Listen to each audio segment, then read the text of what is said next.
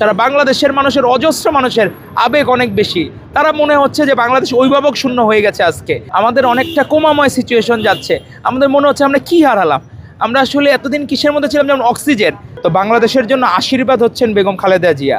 আজকে সেই আশীর্বাদ আমাদের মাথা থেকে সরে গেল। আজকে যেমন সূর্যের দেখা নাই, আমাদের মনে হচ্ছে যে আমাদের সূর্য আমাদের কাছ থেকে হারিয়ে গেছে। ত্যাগের মূর্ত প্রতীক, সেই ত্যাগের সত্যিকার মূর্ত প্রতীক হচ্ছেন আমাদের বেগম খালেদা জিয়া। জীবন তুমি করিবে গঠন, মরণে হাসিবে তুমি কাঁদিবে ভুবন। তো এমন জীবনই গঠন করেছিলেন বেগম খালেদা জিয়া। গৃহবধূ হয়েও রাজনীতি করেও দল মত নির্বিশেষে সকলের কাছে এরকম জনপ্রিয় হওয়া যায়, এটি একটি বিরল ঘটনা। যে রাজনীতিবিদ হয়েও উনি কোনো দলের না, উনি প্রধানমন্ত্রী হয়েও উনি কোনো নির্দিষ্ট দলের সরকারের না, উনি সমগ্র বাংলাদেশকে ধারণ করেছিলেন বলেই আজকে সারা বাংলাদেশের মানুষের হৃদয় রক্তকরণ। এবার কের আমি এমনও মানুষ দেখতেছি, উনি বলতেছে যে ভাই এবার কেয়ারের রাস্তা কোন দিকে, এই গলির মুখে। এবার কেয়ার খুঁজতেছে যে কোন জায়গায়। এক অভূতপূর্ব ভালোবাসা। এই ভালোবাসা আসলে ব্যাখ্যা করা যায় না। প্রত্যেকে যারা ভবিষ্যতে রাজনীতি করবে তাদের জন্য একমাত্র অনন্য দৃষ্টান্ত হয়ে থাকবেন বেগম খালেদা জিয়া। উনি ওনার জায়গায় উনি নিজ গুণে মহিমান্বিত, একবারও আপোষ করেন নাই। 86 সালে নির্বাচনে অংশগ্রহণ করলে সবাই জাতীয় বেঈমান হবে বলে সবাই তখন শপথ নিচ্ছিল। সেই জায়গায় উনি ইলেকশনে যান নাই, বাকিরা ঠিকই গিয়েছিল। আওয়ামী লীগ গিয়েছিল, জামাত গিয়েছিল, সবাই গেছে, উনি যান নাই।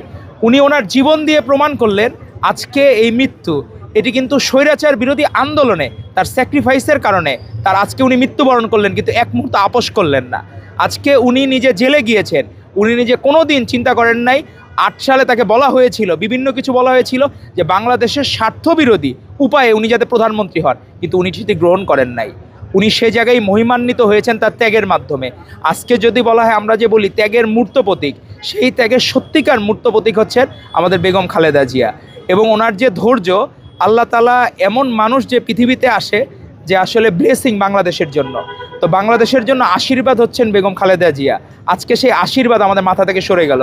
আজকে যেমন সূর্যের দেখা নাই, আমাদের মনে হচ্ছে যে আমাদের সূর্য আমাদের কাছ থেকে হারিয়ে গেছে। যে আমরা সেই ছোটোবেলা থেকে শুনে বড় হয়েছি, সেই স্লোগানগুলো দিয়ে বলেছি যে গণতন্ত্র পুনরুদ্ধারের কোনো নেত্রী আছে, সেই নেত্রী খালেদা, খালেদা কত কিছু। আজকে সেই নেত্রী আমাদের কাছে নাই। তো এটি আসলে মেনে নেওয়া আমাদের জন্য খুব কষ্টকর। আমরা আসলে হৃদয় রক্তক্ষরণ, সকল শব্দ ভাণ্ডার, সকল ডিকশনারি শেষ হয়ে যাবে তার ত্যাগের কথা বলতে গেলে। উনি লন্ডনে থাকতে পারতেন, চিকিৎসা নিতে পারতেন, কিন্তু উনি নেন নাই। উনি বলেছেন যে বাংলাদেশে যদি ট্রিটমেন্ট হয় আমি বাংলাদেশেই নেব। এভাবেও যে দেশকে ভালোবাসা যায়, এ অনন্য উদাহরণ দৃষ্টান্ত স্থাপন করলেন বেগম খালেদা জিয়া। আজকে আমরা তার ক্ষুদ্র রাজনৈতিক কর্মী হিসাবে আমরা এটা মনে প্রাণে ধারণ করি যে আমাদের নেত্রী মদের খালেদা, গর্বমদের আলাদা। সেটি আমাদের আজকে বারবার স্মরণ করিয়ে দেয় আসলেই আমরা সেই গর্বের জায়গায় আছি যে আমাদের নেত্রী খালেদা, আমরা তার ক্ষুদ্র, তার রাজনৈতিক দলের একজন কর্মী হিসাবে আমরা গর্ববোধ করি। আমরা সকলেই তার জন্য দোয়া করবেন, আল্লাহ তাআলা তাকে বেশ নসিব করে। আর আসলে এই হৃদয় রক্তক্ষরণ, এগুলো আসলে আমরা কি বলবো, সবাইকে বলবো আপনারা দোয়া করবেন।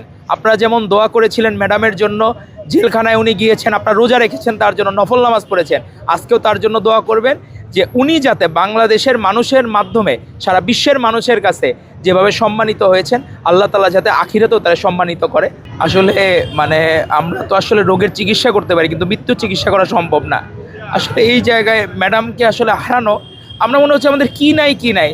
আসলে আসে না যে মানুষের নিথর দেহ কমায় থাকে, আমাদের অনেকটা কোমাময় সিচুয়েশন যাচ্ছে।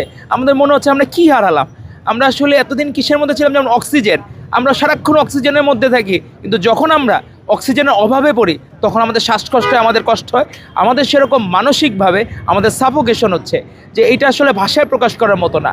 আর এই জায়গায় আসলে আমাদের এই আবেগের থেকেও সারা বাংলাদেশের মানুষের অজস্র মানুষের আবেগ অনেক বেশি। তারা মনে হচ্ছে যে বাংলাদেশ অভিভাবক শূন্য হয়ে গেছে। আজকে আমরা আমাদের ভারপ্রাপ্ত চেয়ারম্যান জনাব তারেক রহমানকে পেয়েছি, এটি আমাদের জন্য আশীর্বাদ। পাশাপাশি আজকে আমরা মনে হলো যে আজকে আমরা এই মুহূর্তে যে আমাদের ভারপ্রাপ্ত চেয়ারম্যান তারেক রহমানের অভিভাবক, আমাদের বাংলাদেশের অভিভাবককে আমরা হারিয়ে ফেলেছি। আমাদের নিজেদের সাফোকেটিভ একটা কন্ডিশন মনে হচ্ছে। আর এইটা আসলে এই অশ্রু, আসলে এটা নিজের মনের ভিতর যে কষ্ট, এই অশ্রু আসলে বাহ্যিক একটা বহিঃপ্রকাশ, আর কিছু না।